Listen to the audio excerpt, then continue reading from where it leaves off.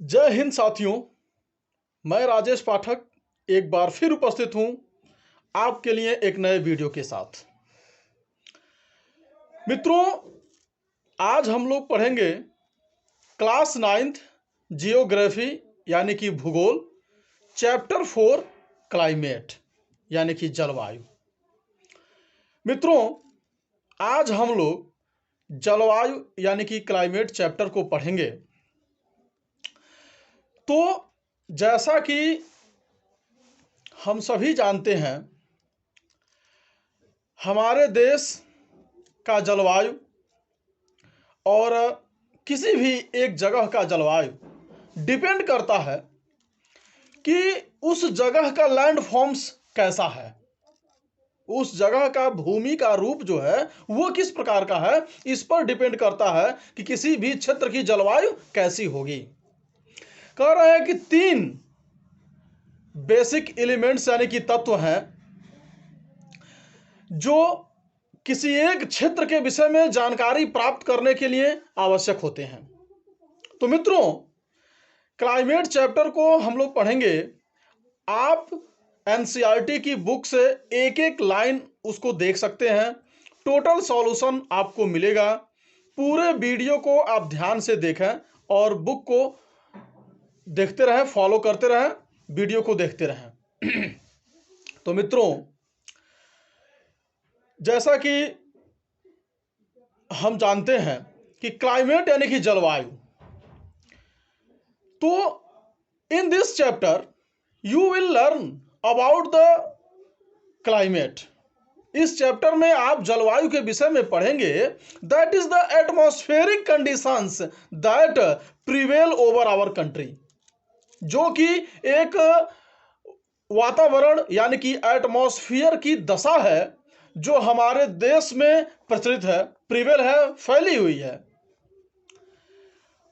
Why do we wear woolens in December, or why it is hot and uncomfortable in the month of May? कह रहे हैं कि हम दिसंबर के महीने में गर्म कपड़े, ऊनी कपड़े क्यों पहनते हैं, या फिर हमको मई के महीने में इन कपड़ों में अनकंफर्टेबल क्यों फील होता है। हम दिसंबर के महीने में गर्म कपड़े, ऊनी कपड़े क्यों पहनते हैं और मई के महीने में हमको उन कपड़ों में अनकंफर्टेबल क्यों फील होता है। And why it rains in June to July, और जून जुलाई में बारिश क्यों होती है। The answers to all these questions can be found out by studying about the climate of India. इन सभी प्रश्नों का उत्तर आपको मिलेगा जब हम भारतवर्ष के जलवायु के विषय में पढ़ेंगे। मित्रों, इन सभी प्रश्नों का जवाब कि हम दिसंबर में ऊनी कपड़े यानी गर्म कपड़े क्यों पहनते हैं, मई में गर्म कपड़े में अनकंफर्टेबल क्यों होता है यानी कि गर्मी क्यों होता है, और जून जुलाई में बारिश क्यों होता है, इन सभी प्रश्नों का उत्तर आपको मिलेगा जब हम भारतवर्ष यानी अपने देश के जलवायु के विषय में पढ़ेंगे। Climate refers to the sum total of weather conditions and variations over a large area of a long period of time more than 30 years। कह रहे हैं जलवायु का मतलब है कि मौसम की दशा और उसकी विविधता। वेदर कंडीशंस एंड वेरिएशंस, मौसम की दशा और उसकी विविधता एक बड़े क्षेत्र में लंबे टाइम तक जो बना हुआ है वो जलवायु है। जलवायु का मतलब ये कि मौसम की दशा और उसका वेरिएशन यानी कि विविधता जो एक बड़े क्षेत्र में लंबे समय तक बना हुआ है वो ही जलवायु है। और लंबे समय तक मतलब कह रहे हैं मोर देन 30 ईयर्स, 30 साल से भी अधिक। यानी कि सीधे शब्दों में कहें कि तो एक बड़े क्षेत्र में लंबे समय तक बने रहने वाले मौसम के दशा को जलवायु कहते हैं। Weather refers to the state of atmosphere over an area at any point of time। साथ ही साथ वेदर यानी कि मौसम का मतलब है कि वातावरण की दशा या वातावरण की स्थिति जो किसी एक क्षेत्र में कम समय के लिए या निश्चित समय के लिए होता है। मौसम का मतलब ये कि वातावरण की स्थिति जो किसी क्षेत्र विशेष में निश्चित समय के लिए यानी कि थोड़े समय के लिए होता है। The elements of weather and climate are the same.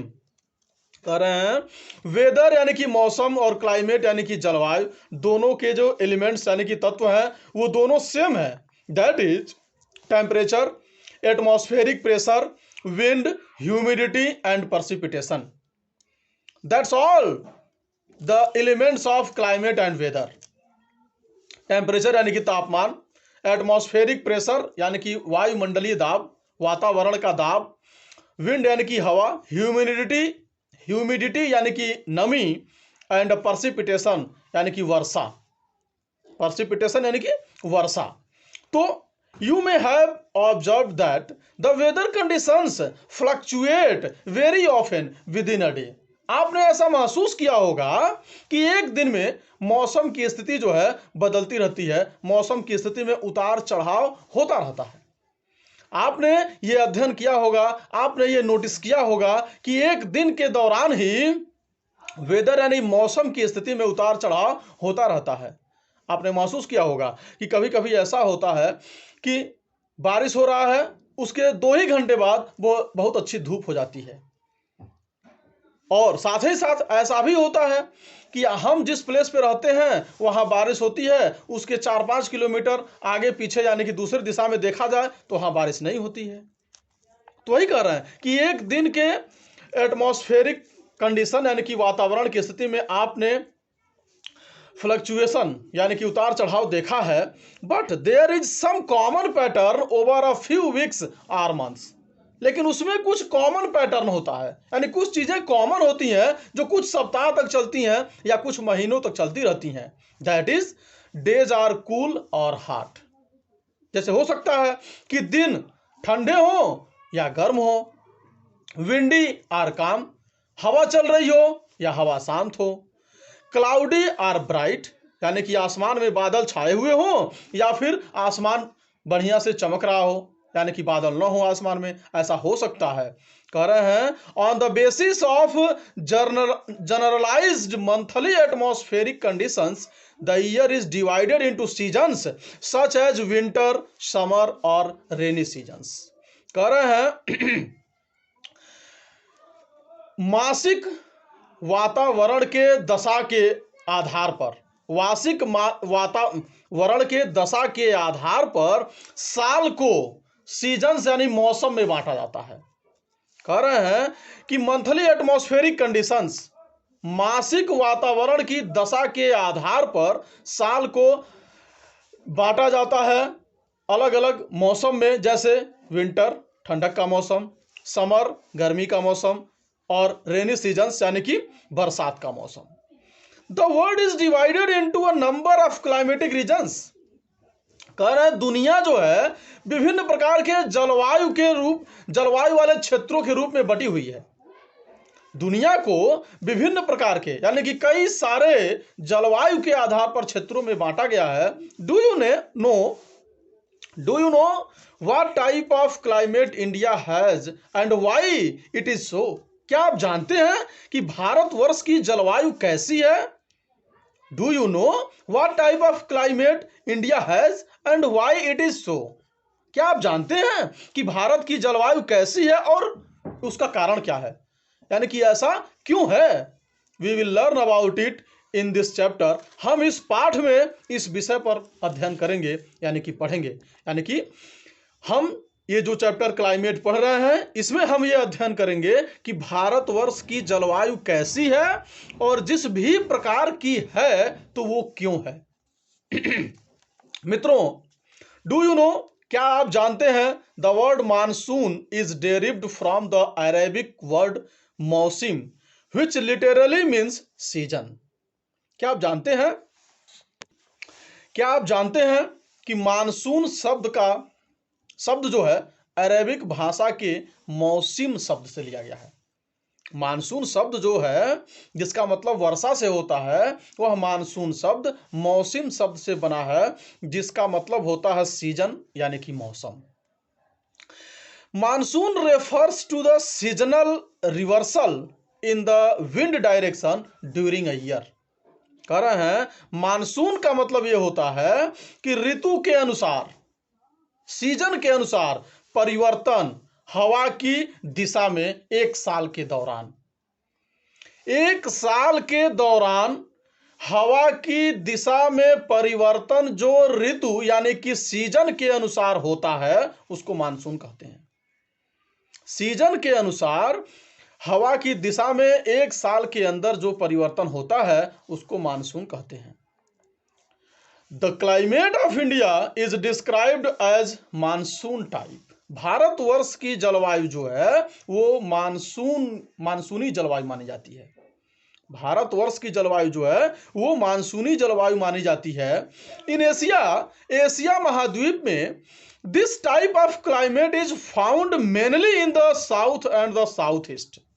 यानी कि जो जलवायु भारतवर्ष का है मानसूनी जलवायु, इस प्रकार की जलवायु एशिया महाद्वीप में पाई जाती है, प्रमुख रूप से दक्षिण में या दक्षिण पूर्व में। एशिया कॉन्टिनेंट में भारत के जैसे जलवायु दक्षिण दिशा में या दक्षिण पूर्व दिशा में पाई जाती है। Despite an overall unity in the general pattern, there are perceptible regional variations in climatic conditions within the country. कह रहे हैं in overall unity in the general pattern, यानी कि साधारण प्रारूप में टोटल यूनिटी हमारे देश में है, यानी कि एकता है। तो इन सभी एकता के बावजूद there are perceptible regional variations, कुछ स्पष्ट क्षेत्रीय विविधताएं भी हैं। क्योंकि हमारा देश, हम अपने देश के विषय में जानते हैं कि हमारे देश के लिए यूनिटी इन डाइवर्सिटी शब्द का प्रयोग किया जाता है, यानी कि हमारे देश में विविधता में एकता है। हमारे देश के अलग अलग क्षेत्रों में अलग अलग प्रकार की जलवायु है, अलग अलग तरह का कंडीशन है, अलग अलग तरह के प्रथा परंपरा को लोग फॉलो करते हैं, मानते हैं, लेकिन फिर भी हमारा देश एक है। इसीलिए हमारे देश के लिए कहा जाता है कि हमारे देश में यूनिटी इन डाइवर्सिटी है। तो वही कह रहे हैं कि जनरल पैटर्न यानी कि जनरल साधारण प्रारूप पूरे देश में जो भी है उन सब के बावजूद क्षेत्रीय विविधताएं हैं जो बिल्कुल स्पष्ट हैं इन क्लाइमेटिक कंडीशंस, जलवायु की दशा में। यानी कि जलवायु की दशा में क्षेत्रीय विविधताएं हैं पूरे देश के अंदर, यानी कि अलग अलग क्षेत्र की जलवायु अलग अलग प्रकार की है। जैसे जम्मू कश्मीर में गर्मी के मौसम में भी पर्याप्त ठंडी पड़ती है, या हिमाचल प्रदेश में, या जितने हिल स्टेशंस हैं जैसे दार्जिलिंग है पश्चिम बंगाल में, तमिलनाडु में ऊटी है, हिमाचल प्रदेश में शिमला है, उत्तराखंड में नैनीताल मसूरी है, जम्मू कश्मीर है, लद्दाख है। इन सब क्षेत्रों में गर्मी के मौसम में भी बर्फ जमा रहता है और पर्याप्त ठंडक महसूस होता है, पड़ता है। तो ये विविधता है, क्षेत्रीय विविधता जलवायु की। तो मित्रों, let us take two important elements, temperature and precipitation, and examine how they vary from place to place and season to season। कह रहे हैं कि तो चलो मित्रों हम चर्चा करते हैं, बात करते हैं क्लाइमेट के दो एलिमेंट्स के विषय में। जो क्लाइमेट से रिलेटेड दो महत्वपूर्ण एलिमेंट्स हैं, temperature and precipitation। Temperature and precipitation, temperature बोले तो तापमान, precipitation बोले तो वर्षण यानी कि वर्षा। इसके विषय में हम अध्ययन करते हैं। And examine how they vary from place to place, और यह पता लगाते हैं कि कैसे वे एक जगह से दूसरे जगह पर भिन्न भिन्न होते हैं, या एक सीजन से दूसरे सीजन में भिन्न भिन्न रूप में होते हैं। इन समर, गर्मी के मौसम में, the mercury occasionally touches 50 degree centigrade in some parts of the Rajasthan desert. गर्मी के मौसम में राजस्थान के रेगिस्तान में कुछ जगह ऐसे हैं जहां तापमान जो है 50 डिग्री सेंटीग्रेड के आसपास तक हो जाता है। गर्मी के मौसम में राजस्थान में जो टेम्परेचर है, तापमान है, वो कुछ क्षेत्रों में, राजस्थान के कुछ क्षेत्रों में 50 डिग्री सेंटीग्रेड तक पहुंच जाता है। Whereas it may be around 20 degree centigrade in Pahalgam in Jammu Kashmir, जबकि उसी समय में जम्मू कश्मीर के पहलगाम में टेम्परेचर 20 डिग्री सेंटीग्रेड होता है। That is variations, that is variations, ये विविधता है। एक ही समय में राजस्थान के कुछ हिस्से में टेम्परेचर यानी कि तापमान 50 डिग्री सेंटीग्रेड के आसपास होता है, और वहीं जम्मू कश्मीर के पहलगाम में टेम्परेचर 20 डिग्री सेंटीग्रेड होता है। तो मित्रों, on a winter night temperature at Dras in Jammu Kashmir में भी as low as -40 degree centigrade. कह रहे हैं कि ठंडक के मौसम में जम्मू कश्मीर में एक जगह जिसका नाम द्रास है, ठंडक के मौसम में जम्मू कश्मीर में एक जगह जिसका नाम द्रास है, वहां का तापमान इतना नीचे चला जाता है यानी कि -45 डिग्री सेंटीग्रेड तक। जम्मू कश्मीर में द्रास नामक जगह पर ठंडक के मौसम में टेम्परेचर यानी कि तापमान -45 डिग्री सेंटीग्रेड होता है। Thiruvananthapuram on the other hand, वहीं दूसरी तरफ केरला की राजधानी तिरुवनंतपुरम में है वह temperature of 22 degree centigrade, 22 degree centigrade temperature होता है। द्रास का तापमान -45 यानी 45 डिग्री सेंटीग्रेड, और वहीं उसी सेम समय में केरल की राजधानी तिरुवनंतपुरम की का टेम्परेचर तापमान जो है वो 22 डिग्री सेंटीग्रेड यानी कि 22 डिग्री सेंटीग्रेड होता है। तो मित्रों, डू यू नो, क्या आप जानते हैं, in certain places there is a wide difference between day and night temperature. कुछ ऐसे निश्चित जगह हैं जहां के दिन और रात के तापमान में बहुत अधिक अंतर होता है। मित्रों, कुछ ऐसे जगह हैं जहां उसी एक पर्टिकुलर प्लेस पर दिन का टेम्परेचर अलग और रात का टेम्परेचर अलग होता है। In the Thar desert the day temperature may rise to 50 degree centigrade. Thar के रेगिस्तान में तापमान दिन के समय में 50 डिग्री सेंटीग्रेड तक पहुंच जाता है। थार के रेगिस्तान में टेम्परेचर यानी कि तापमान जो है दिन के समय में 50 डिग्री सेंटीग्रेड तक हो जाता है, and drop down to near 15 degree centigrade the same night, और उसी दिन रात का जो तापमान होता है 15 डिग्री सेंटीग्रेड तक नीचे गिर जाता है। दिन में 50 डिग्री सेंटीग्रेड के आसपास और उसी दिन रात का तापमान 15 डिग्री सेंटीग्रेड के आसपास हो जाता है। On the other hand there is hardly any difference in day and night temperatures in the Andaman and Nicobar islands और इन केरला। और कह रहे हैं वहीं दूसरी तरफ अंडमान और निकोबार आइलैंड्स जो है, जो हमारे देश के यूनियन टेरिटोरीज में से हैं, वहां का तापमान मुश्किल से बदलता है, यानी कि लगभग दिन और रात का टेम्परेचर जो है सेम होता है। साथ ही साथ केरला की भी यही स्थिति होती है, यानी कि केरला और अंडमान और निकोबार का टेम्परेचर जो है दिन और रात दोनों में लगभग बराबर ही होता है, कोई बहुत अधिक डिफरेंस नहीं होता है। Let us now look at precipitation. तो चलिए प्रेसिपिटेशन के विषय में देखते हैं, जानते हैं। There are variations not only in the form and types of precipitation but also in its amount and the seasonal distribution। कह रहे हैं कि केवल वर्षा के रूप और टाइप यानी कि प्रकार या रूप में ही वेरिएशन भिन्नता नहीं है, बल्कि in its amount and the seasonal distribution, इसकी मात्रा में भी भिन्नता है, और सीजनल डिस्ट्रीब्यूशन यानी कि मौसम के आधार अनुसार जो है डिस्ट्रीब्यूशन कहाँ कहाँ कितनी कितनी बारिश होती है, इसमें भी विविधताएं हैं, वेरिएशंस हैं, भिन्नताएं हैं। कह रहे हैं while precipitation is mostly in the form of snowfall in the upper parts of Himalayas. कह रहे हैं कि हिमालय के ऊपरी हिस्से में, अपर पार्ट्स, हिमालय के ऊपरी हिस्से में प्रेसिपिटेशन यानी कि वर्षा जो है बर्फ के रूप में होता है, यानी कि बर्फबारी होती है, बर्फ की वर्षा होती है। कह रहे हैं कि हिमालय के ऊपरी हिस्से में वर्षा जो है बर्फ के रूप में होता है। It rains over the rest of the country, और बाकी जगह पर बारिश के रूप में होता है।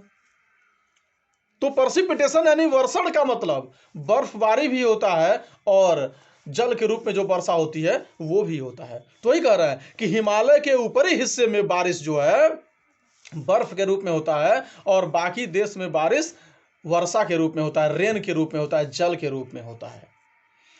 The annual precipitation varies from over 400 centimetre in Meghalaya to less than 10 centimetre in Ladakh and western Rajasthan. कह रहे हैं कि वार्षिक वर्षा में विविधता है। जैसे मेघालय जो पूर्व का एक स्टेट है हमारे देश का पूर्व का एक स्टेट जिसका नाम मेघालय है, वहां वार्षिक वर्षा तकरीबन 400 सेंटीमीटर तक होती है, जबकि वहीं लद्दाख और वेस्टर्न राजस्थान यानी कि पश्चिमी राजस्थान में बारिश 10 सेंटीमीटर, ओनली 10 सेंटीमीटर, 10 सेंटीमीटर के आसपास होता है। कह रहे हैं मेघालय में जहां बारिश 400 सेंटीमीटर के आसपास होता है, वहीं लद्दाख और पश्चिमी राजस्थान में 10, ओनली 10 सेंटीमीटर के आसपास बारिश होती है। Most parts of the country receive rainfall from June to September. हमारे देश यानी कि भारतवर्ष में बारिश जो है अधिकतर जून से लेकर सितंबर के महीने में होता है। But some parts like Tamil Nadu coast gets a large portion of its rain during October and November. कह रहे हैं कि लेकिन वहीं तमिलनाडु के समुद्री किनारे के आसपास अधिकतर बारिश जो है अक्टूबर नवंबर में होता है। कह रहे हैं कि तमिलनाडु में जो समुद्र तटीय क्षेत्र है वहां पर बारिश जो है अधिकतर अक्टूबर और नवंबर महीने में होता है, जबकि बाकी जगहों पर अक्टूबर नवंबर महीने में ठंड होती है और बारिश का कोई बहुत ज़्यादा नहीं देखा जाता है। इन जनरल, साधारण शब्दों में अगर कहें, coastal areas experience less contrast in temperature conditions.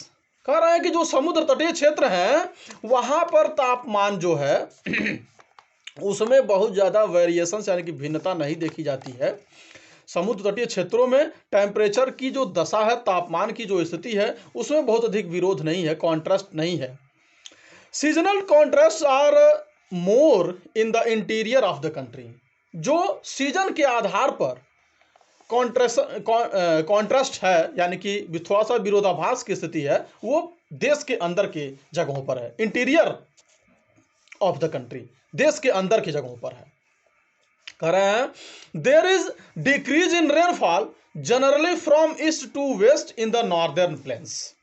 उत्तरी समतल भूमि में बारिश में कमी देखी जाती है ईस्ट टू वेस्ट यानी कि पूरब से लेकर पश्चिम की तरफ। कहने का मतलब यह कि बारिश में भिन्नता आपको देखने को मिलेगी पूरब से पश्चिम की तरफ, यानी पूरब में जाएंगे तो बारिश अधिक होती है और जैसे जैसे पश्चिम की दिशा में आगे बढ़ेंगे वैसे वैसे बारिश कम होता हुआ दिखाई देगा। तो नॉर्दर्न प्लेन्स यानी कि उत्तरी समतल भूमि में, उत्तर का जो मैदान है यहां पर बारिश का वेरिएशन आपको देखने को मिलेगा। पूरब से पश्चिम की तरफ कम होता हुआ आएगा, पूरब में बारिश अधिक होगी और जैसे जैसे पश्चिम में आएंगे वैसे वैसे बारिश कम होता हुआ दिखेगा। These variations have given rise to variety in lives of people in terms of the food they eat, the clothes they wear and also the kind of houses they live in। कह रहे हैं कि ये जो भिन्नताएं हैं, these variations, ये जो भिन्नताएं हैं ये लोगों के जीवन को बदलती हैं, उसमें भी वैरायटी आती है, लोगों के जीवन में भिन्नता आती है, लोगों के जीवन जीने के तौर तरीकों में भिन्नता आती है। जैसे इन टर्म्स ऑफ फूड दे ईट, जो भोजन वो करते हैं मौसम के अनुसार वो भी बदलता रहता है। द क्लोथ्स दे वियर, जो कपड़े वे पहनते हैं उसमें भी परिवर्तन होता है। जैसे ठंडक के मौसम में हम लोग गर्म कपड़े पहनते हैं, जैसे अभी ठंडक का मौसम चल रहा है तो सभी लोग गर्म कपड़े पहने हुए हैं। And also the kind of houses they live in, और साथ ही साथ घरों में भी भिन्नताएं होती हैं जिसमें वे रहते हैं। कह रहे हैं क्लाइमेटिक कंट्रोल्स यानी कि जलवायु का नियंत्रण, क्लाइमेटिक कंट्रोल्स यानी कि जलवायु के आधार पर नियंत्रण, जलवायु का नियंत्रण। There are 6 major controls of the climate of any place। कह रहे हैं there are 6 major controls of the climate of any place। किसी भी जगह के जलवायु के कंट्रोल का जो कारण है उसमें 6 प्रमुख कंट्रोल हैं। यानी कि नियंत्रण के लिए जलवायु किस प्रकार से और किसके आधार पर चेंज होता है, या किस जगह की जलवायु किस प्रकार की होगी, उसमें 6 मेजर कंट्रोल्स के विषय में हम लोग पढ़ने जा रहे हैं। यानी कि किस जगह की जलवायु कैसी है या किस जगह की जलवायु कैसी होगी, यह डिपेंड करता है लैटिट्यूड पर, अक्षांश पर, एल्टीट्यूड पर, ऊंचाई पर, प्रेशर एंड विंड सिस्टम, दाब और हवा का जो सिस्टम है उस पर डिपेंड करता है, डिस्टेंस फ्रॉम द सी, उस जगह की दूरी समुद्र से कितनी है, इस पर डिपेंड करता है कि उस जगह का जलवायु कैसा होगा। ओशियन करेंट्स, महासागरीय जलधारा पर डिपेंड करता है कि किसी प्लेस का जलवायु कैसा होगा। एंड रिलीफ फीचर्स पर डिपेंड करता है कि वहां की जलवायु कैसी होगी। रिलीफ फीचर्स यानी कि भूदृश्य या उच्चावच जिसको कहते हैं। रिलीफ यानी कि किसी भूदृश्य पर दो स्थानों के बीच ऊंचाई के अंतर जैसे उच्चतम निम्नतम बिंदु को भूदृश्य के राहत यानी रिलीफ के रूप में जाना जाता है। मित्रों, किसी भूदृश्य यानी कि किसी लैंड फॉर्म्स में दो स्थानों के बीच ऊंचाई का जो अंतर है, यानी उच्चतम और निम्नतम के बीच का जो अंतर वाला बिंदु है, उसको उस भूदृश्य का रिलीफ पॉइंट यानी कि राहत के रूप में जाना जाता है। तो मित्रों, किसी भी जगह का जलवायु कैसा है, यह निर्भर करता है कि वह जगह किस अक्षांश पर पड़ता है। अक्षांश यानी कि लैटिट्यूड्स, अक्षांश यानी कि लैटिट्यूड्स, यानी कि जैसे हमने देखा है कि पृथ्वी के बीच में एक लाइन है जिसको कहते हैं इक्वाटोर यानी कि भूमध्य रेखा। पृथ्वी के बीच से एक लाइन गुजरती है जिसको कहते हैं इक्वाटोर यानी कि भूमध्य रेखा, जिसको विषुवत रेखा के नाम से भी जाना जाता है। तो मित्रों, इक्वाटोर के आसपास के क्षेत्र में जो भी प्लेस पड़ते हैं, उन प्लेसेस पर, उन जगहों पर गर्मी बहुत अधिक होती है, क्योंकि इक्वाटोर पर सूर्य का प्रकाश सीधे पड़ता है, इसलिए वहां का टेम्परेचर हमेशा अधिक होता है। और जैसे जैसे इक्वाटोर से नॉर्थ पोल और साउथ पोल की तरफ आगे बढ़ेंगे, वैसे वैसे टेम्परेचर यानी कि तापमान घटता जाएगा। तो मित्रों, किसी जगह का जलवायु कैसा होगा, यह डिपेंड करता है लैटिट्यूड अक्षांश पर, एल्टीट्यूड यानी कि ऊंचाई पर। आपने पढ़ा होगा या आप जानते होंगे, या नहीं भी जानते होंगे तो जान लीजिए कि जैसे जैसे हम ऊपर की तरफ बढ़ते हैं वैसे वैसे टेम्परेचर डाउन होता है यानी कि कम होता है। तो एल्टीट्यूड पर डिपेंड करता है कि जलवायु कैसा होगा। प्रेशर एंड विंड सिस्टम, दाब और हवा के सिस्टम पर डिपेंड करता है कि जलवायु कैसा होगा। डिस्टेंस फ्रॉम द सी, किसी भी जगह का समुद्र से दूरी कितना है, इस पर डिपेंड करता है कि वहां की जलवायु कैसी होगी। ओशियन करेंट्स, महासागरीय जलधारा पर डिपेंड करता है कि वहां की जलवायु कैसी होगी। एंड रिलीफ फीचर्स और राहत के रूप में विशेषताएं जो हैं उस पर डिपेंड करता है कि किसी प्लेस यानी जगह का जलवायु कैसा होगा। Due to curvature of the earth, the amount of solar energy received varies according to latitude. कह रहे हैं कि पृथ्वी के वक्रता के कारण, कर्वेचर यानी कि वक्रता, पृथ्वी के वक्रता के कारण सोलर एनर्जी को रिसीव करते हैं, यानी सोलर एनर्जी को पृथ्वी रिसीव करती है विभिन्न प्रकार की मात्रा में, अकॉर्डिंग टू लैटिट्यूड। यानी कि जैसा मैंने अभी कुछ समय पहले कहा कि लैटिट्यूड अक्षांश पर डिपेंड करता है कि किस जगह पर किस प्रकार का टेम्परेचर कितना होगा, यानी कि सूर्य का तापमान किस जगह पर कितना होगा, यह डिपेंड करता है लैटिट्यूड पर, यानी कि अक्षांश पर, कि किस जगह का टेम्परेचर कितना अधिक होगा। As a result, air temperature generally decreases from equator towards the poles. जैसा मैंने कहा कि जैसे जैसे हम पोल्स की तरफ जाएंगे, नॉर्थ पोल या साउथ पोल, जैसे जैसे हम पोल्स की तरफ जाएंगे इक्वाटोर से आगे बढ़ते हुए, वैसे वैसे टेम्परेचर कम होता जाएगा, तापमान कम होता जाएगा। और हम दोनों पोल्स पर जब पहुंचेंगे, किसी भी पर, नॉर्थ पोल या साउथ पोल, तो वहां केवल बर्फ है, यानी कि टेम्परेचर बिल्कुल बहुत कम है। तो as one goes from the surface of the earth to higher altitudes, the atmosphere becomes less dense and temperature decreases। फिर हमने बताया आपको कि जैसे जैसे हम किसी जगह से ऊंचाई पर पहुंचेंगे, एल्टीट्यूड पर पहुंचेंगे, वैसे वैसे उस जगह पर टेम्परेचर हमको कम फील होता मिलेगा। यानी कि जैसे जैसे हम ऊपर जाएंगे वैसे वैसे टेम्परेचर डिक्रीज होता जाएगा, कम होता जाएगा। The hills are therefore cooler during summers, इसीलिए पहाड़ियाँ जो हैं गर्मी के मौसम में भी ठंडी होती हैं। मैंने अभी बताया आपको कि हमारे देश में जो हिल स्टेशंस हैं जैसे दार्जिलिंग, ऊटी, नैनीताल, मसूरी, हिमाचल प्रदेश, जम्मू कश्मीर, इन जगहों पर गर्मी के मौसम में भी ठंड रहती है, यानी कि ठंडी महसूस होती है। The pressure and wind system of any area depend on the latitude and altitude of the place. कह रहे हैं कि प्रेशर एंड विंड सिस्टम, दाब और हवा का जो सिस्टम है किसी भी क्षेत्र का, वो डिपेंड करता है लैटिट्यूड और एल्टीट्यूड पर।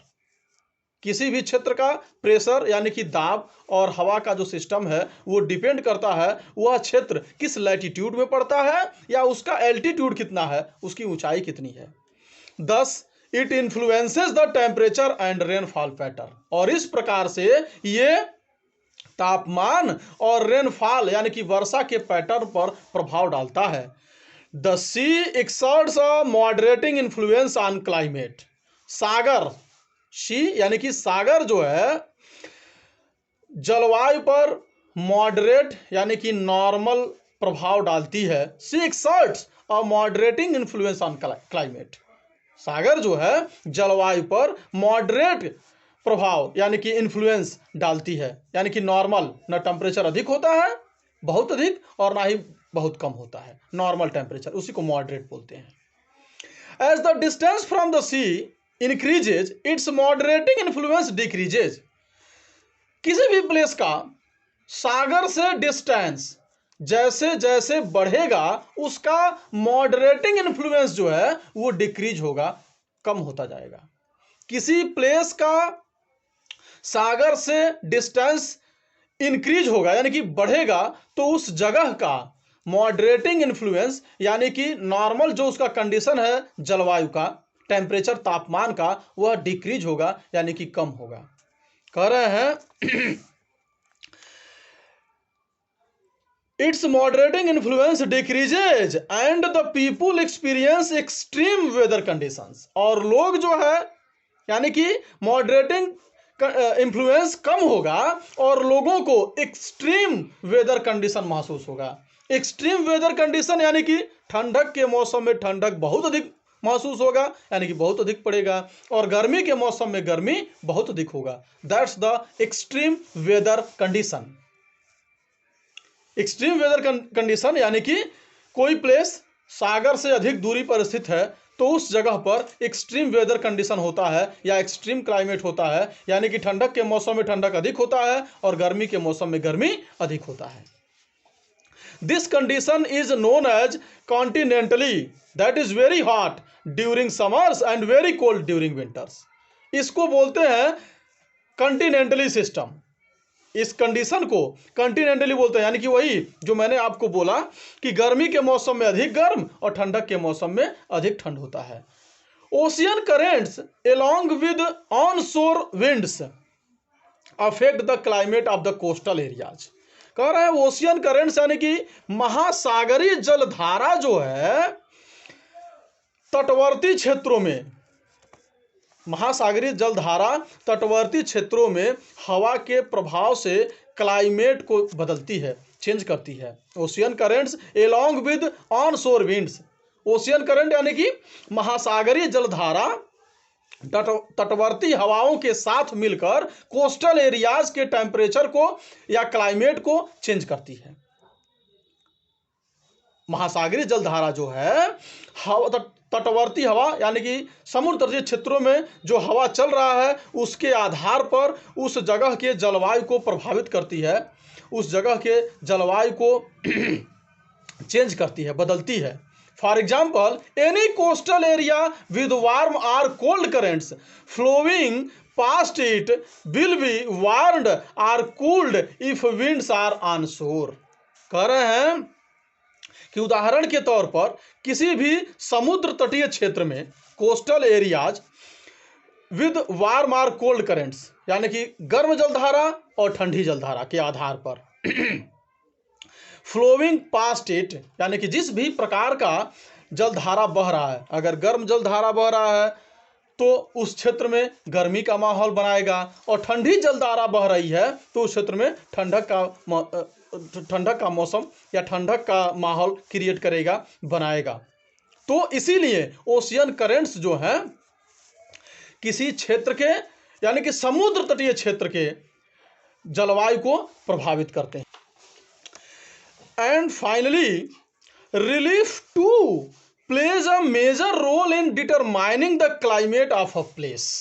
कह रहे हैं और अंततः रिलीफ जो फीचर है वह भी एक महत्वपूर्ण भूमिका निभाता है किसी जगह के जलवायु को जानने के लिए, यानी कि किसी जगह का जलवायु कैसा है उसमें रिलीफ का भी बहुत ही महत्वपूर्ण भूमिका होता है।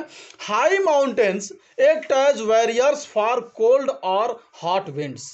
ऊंचे पर्वत जो हैं वो एक बाधा, यानी कि बैरियर का काम करते हैं ठंडी या गर्म हवाओं के लिए।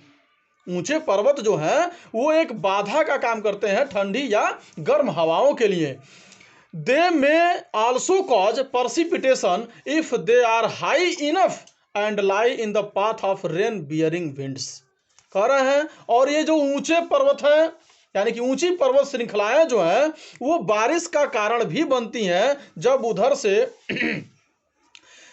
अधिक नम हवाएं जाकर पहाड़ों से टकराती हैं, यानी कि उस दिशा में बहती हैं, तो उन हवाओं से जिस क्षेत्र में वो पर्वत हैं वहाँ बारिश भी होता है। तो पर्वत जो है वो वर्षा या ठंड के लिए बाधा भी बनते हैं, यानी कि बारिश भी कराते हैं, और ऐसा हो सकता है कि बारिश को रोकें भी, और ऐसा हो सकता है कि ठंड से बचाएं या ठंड अधिक आने दें, ऐसा भी हो सकता है। The levered side of mountains remains relatively dry. कह रहे हैं कि पर्वत के क्षेत्र में, यानी पर्वतीय क्षेत्र में जो है लीवर्ड साइड, हवा की ओर का जो दिशा है, यानी कि हवा की ओर, यानी कि हवा जिस तरफ बह रही है उधर का जो क्षेत्र है वो हमेशा ड्राई होता है, यानी कि सूखा होता है। जैसे हिमालय पर्वत हमारे देश के लिए रक्षक का काम करता है। हिमालय पर्वत हमारे देश के लिए रक्षक का काम करता है। ऐसा इसलिए भी कहा जाता है क्योंकि साइबेरिया से चलने वाली ठंडी हवाएं हिमालय पर्वत से टकराकर उधर ही रुक जाती हैं और वो हवाएं हमारे देश में प्रवेश नहीं कर पाती हैं, जिसकी वजह से हमारे यहाँ अभी बहुत अधिक ठंडी नहीं पड़ती है। यानी कि अगर साइबेरिया से चलने वाली ठंडी हवाएं हमारे देश में प्रवेश करती तो हमारे देश में ठंड का माहौल और अधिक होता। तो मित्रों, इस वीडियो में इतना ही। That's all for this video. अगर आपको ये जानकारी अच्छी लगे तो वीडियो के राइट हैंड साइड में सब्सक्राइब का बटन है, उसको आप जरूर से प्रेस करें, जरूर दबाएं, क्योंकि आपका एक क्लिक मेरे लिए इंस्पिरेशन का काम करता है, मेरे लिए बूस्टर का काम करता है, और आप मेरा हौसला बढ़ाएंगे। हम प्रतिदिन नए नए वीडियोस, नए नए जानकारियों को आपसे साझा करते रहेंगे। तो मित्रों, आप मेरे वीडियो को सब्सक्राइब करिए, लाइक करिए, शेयर करिए, कमेंट करिए। आप अपना सुझाव अगर देना चाहते हैं तो आप अपना सुझाव मुझे दे सकते हैं, और साथ ही साथ अपना व्यवहार, अपना चरित्र इस तरह से विकसित करें कि समाज के सभी लोग आपके साथ सहज महसूस करें। अनुशासित जीवन जीने का प्रयास करें, और ऐसा प्रयास करें कि आपके वजह से किसी को किसी प्रकार का कोई दुख न हो, कोई कष्ट न हो, और इस तरह से अपना बिहेवियर रखें ताकि लोगों को लगे कि समाज में जो है परिवर्तन का दौर तेजी से चल रहा है और लोग परिवर्तित हो रहे हैं। धन्यवाद।